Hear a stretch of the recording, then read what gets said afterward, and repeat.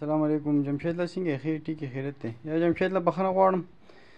دا مخکې خدای بیټ وګوري چې بیا درته خبره کوم دا زما په اګریمنټ کې ما سره رجسټرډ کړئ دا څلور فیمیل چې کوم دي چې دا زما دي اصل کې زه چې دا لیټ کېدم نو ما د خپلې سي والا اګریمنټ اړولو هاف ته نو ما یې چې هلته درشم نو هغلته کې به بیا کینو او ته به بیا ماله بل اګریمنټ جوړ کړې نو ما ځکه دا ویډیو لیټ کا زمونږ هلته کې اصل کې کار و درتلو به نو ما یې دا خو بیا تالم درشم نو انشاءالله درځم به یو 2-3 ورځې پس به درځم او دا اګریمنټ دا زما اګریمنټ والا مال دی